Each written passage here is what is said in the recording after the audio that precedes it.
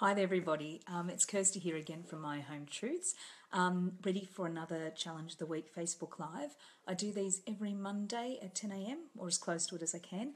And I do a weekly wins post on a Friday at 10 a.m. So feel free to join in or to catch up on the replay video later, just to sort of hear my thoughts on different challenges that we're facing, and also as a way, particularly at the end of the week, to celebrate sort of the achievements that we've made, even when it feels that we may not have made any at all during the week.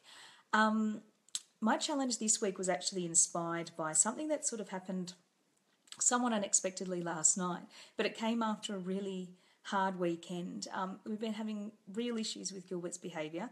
I love him to death. He's a great kid. He's got the best personality. But at the moment, and we're not sure if this is hormone related or the stress of high school or whatever, but he's really not listening to us in any way. He doesn't respect us. He's using words he shouldn't use just because he wants to sort of annoy us and bother us. And yeah, it's just really difficult. I'm assuming it's the age, but it's not the boy that I know and love. And where it was a really difficult weekend where, you know, he loves cricket, was watching the cricket wasn't going his way. And yeah, I really had enough of the whole everything by the end of the weekend. It was a pretty rough weekend for me in that respect. So last night, so I did need some time for myself. And last night my husband went out. He goes out fortnightly. And I suddenly realised I had the whole house to myself. Like, the kids were obviously here, but they, shuffled them off to bed as quickly as good. But I had, the TV remote to myself, everything. And so I made a conscious decision to sort of enjoy some me time, to enjoy some time for myself, and to start watching a bit of Netflix. So I watched The Crown, which is really good, by the way. So if you haven't caught it yet, have a look. And I needed it. And I had a few hours to myself where I could watch what I like. I consciously didn't. I had the computer there for a while, but I didn't really use it a great deal because I was really quite riveted by what I was watching. And I sort of consciously let go of my responsibilities and of my worries, I guess, for that period of time. And it really did help. And I woke up today feeling a lot more like myself, and more able to, take on board what we're going through, and to help my son and to help my daughters. And yeah, so it was... So I suppose it reminded me again of the importance of taking time out for you. And it's not just taking out time for you and your partner, which is great if you can get it, but actually time for you as a person to rediscover the things that you enjoy doing, to take those moments where you can, for a moment, just take a deep breath and leave yourself as a carer and a parent sort of at the door, and actually reconnect with yourself as an individual. And it's one of those things that just slowly gets eaten away at you and you don't realise it until one day, is what often happens to me. If I have any sort of free time at all, I'm going, I don't even know what to do with myself anymore. And so for a long time, blogging has been sort of what I did when I wasn't doing other things. Do you know what I mean? But that's sort of not really giving myself me time or time for myself to relax and reclaim myself as a person either.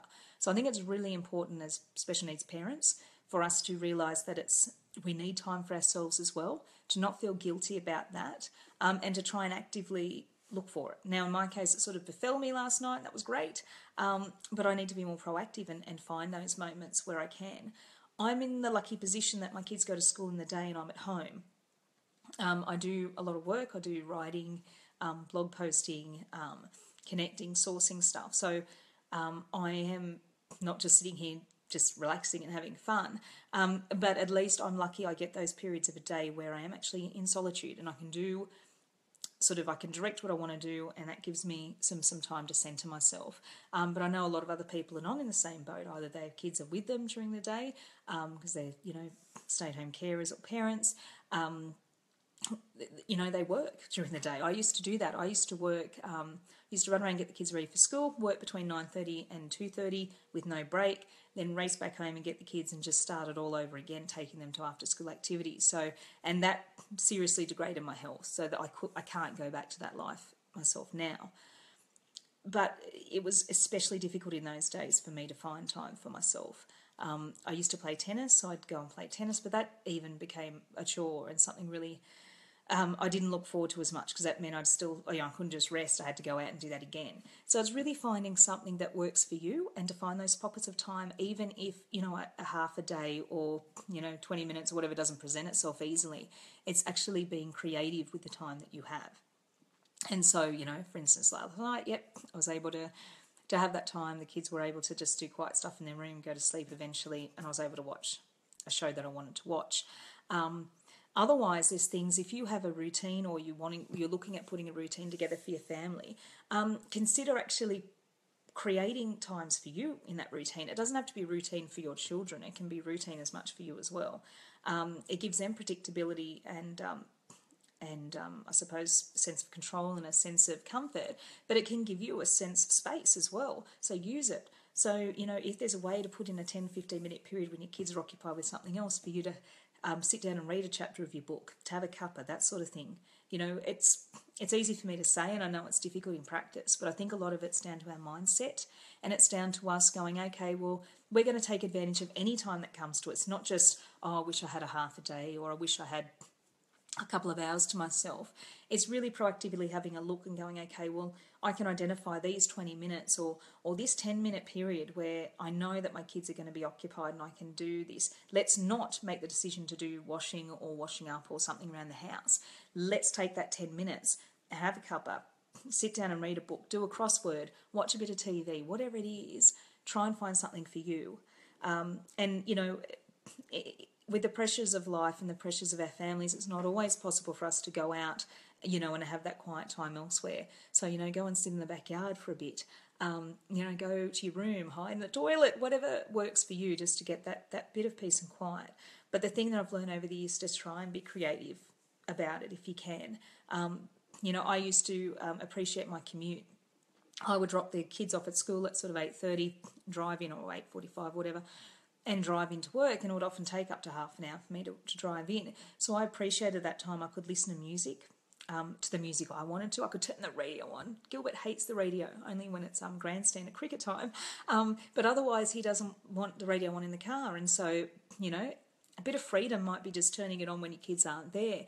Or, but that was a creative way that I was able to find time for myself in the midst of a really busy day. And the same was in the afternoon commute. I would sort of turn on the radio or listen to stuff, or, you could listen to podcasts, whatever you want to do. So it's having a look and I suppose changing the mindset. So instead of going, I don't have time, you change the narrative in your mind to, I don't have a lot of time, but I can find some time, and prioritising you in that time. Because if you're anything like me, if you have any time to spare, it is done with something else. You will think of something else that needs to be done. You will see something that needs to be cleaned in the house. You will realise that something needs to be done for school. You will go, I really should be doing that blog post, or whatever it is that you feel responsible for doing. Don't. You actually have permission to have time for you. And I think that's one of the things that we are not very good at as special needs parents. No, I'm not. Is giving ourselves permission to be us and to reclaim a little bit of ourselves and to actually take time out for us without guilt. And I think that we really need to do it. We owe it to ourselves, but we owe it to our kids, because without that time out and without consciously trying to re-energise ourselves in our own way, we're going to lose patience with them. We're not going to be the best we can be. So I really do believe that taking that time out and making time for yourself is really, really vital. And I'm going to try and do it a little bit more myself. So the challenge for us all this week is to try and to find an unexpected time that we can actually have time for ourselves. And it can be, as I said, just a little pocket of time when the kids are occupied. It can be, that you go up and you sneak into your room, you go into the toilet for a bit longer, whatever it is. Or, the other thing that I do, and this is really sad to admit, that I actually enjoy shopping, grocery shopping, because I get time to myself. And I actually really like Coles Radio, so I go there and I'm bopping along. But things like that, it's really just trying to find those moments in your life right now, and being prepared to take advantage of those moments. That I think is the key. Because, as I said, for a long time, I would go through life going, I don't have time for me, I don't have time for anything. When in reality, that's not the question I should be asking myself, or that shouldn't have been what I should have been saying to myself. Should have been, okay, well, how can I create a little bit of pocket of time for me right now? So it's really, there's a couple of steps. It's prioritising yourself and it's not feeling the guilt that you'd normally feel in taking that time out. But it's also just looking differently at time itself, because a lot of us think, oh, you need that hour or you need a decent amount of time. Well, I think a lot of it is just getting your head around the fact that, 10 minutes can be enough. If you can eke out 10 minutes 3 times in the day, well, that's 30 minutes there. So it's just looking at it. It may not be all in the one period of time, but it might be just enough for you to read that chapter of that book, or just to have that quiet time that you need to just have that little bit more patience and that little bit more centering of yourself. So that's something that I've learnt. Having said that, I stayed up way too late last night watching The Crown for my period of quiet time. I think I'm up to episode 5 or 6 now, but it was really quite good, so I do recommend that. But yeah, just have a think this week. The challenge is find some time for yourself, find some time to just be, prioritise yourself, and don't feel guilty about it, because we feel guilty enough as it is, so we don't need any more elements of guilt. So thank you so much for joining me. Yeah, I get up early. I used to go up early, Lyndall, get up early, but my husband has to leave work early now. So I used to get up at 6 o'clock and go for a walk, half an hour walk in the day. So what I do now, and I try and prioritise, is having a walk at least twice a week, where I go across to the neighbouring estate, and I've got a little circuit that goes for 5 kilometres, and I'll do that in around 40 minutes. And that's sort of my quiet time and my time for me as well. So that's what I've done the last few weeks, is actually prioritising exercise for me. And it might be just going for a walk. It might be taking your kids to the park, knowing that they're going to be okay for a little while and you can just sit there and take in the ambience. But I think, yeah, it's taking that step, and it's making that commitment to yourself to do it, which is the most important thing. And that is the hardest part. And I'm not glossing that over, it is. And I know that some people are just going to go, I can't do it. And it might be impossible some days. It won't happen every day. But just even opening up to your mind to the possibility that you might be able to sneak in some time. There might be a day where unexpectedly something crops up. Keep yourself open to that possibility and take advantage of it. I think that's the key. So, but thanks again for joining this week. I'll be back again on Friday with my wins of the week. Hopefully I'll have some.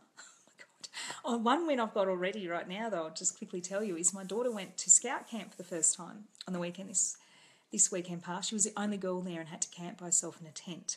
Now, Matilda, as you may know already, has ASD. She also has separation anxiety disorder, so this was not an easy thing for her to do. But she survived. One of the leaders did have to park his car next to the tent and sleep outside of it, so that she sort of had someone there and she didn't feel quite so alone, because the boys' tent was a little bit further away. But yeah, I'm so proud of her for doing that. So that's a win already for me this week. So I will have some stuff to talk about. I am going to have some stuff to talk about. See, positivity, it works. But thanks again for joining me, and I will talk to you again later in the week. And have a good one. And if you've got any challenges or anything that you want to share, feel free to put it in the comments below. Hopefully we can help each other. And if you've got suggestions like Lyndall does for what you can do to help yourself, link them up. I think as much and as if we can help each other, that will be a really good thing that comes from this. So thanks again. Have a great week, and I'll talk to you later. Bye.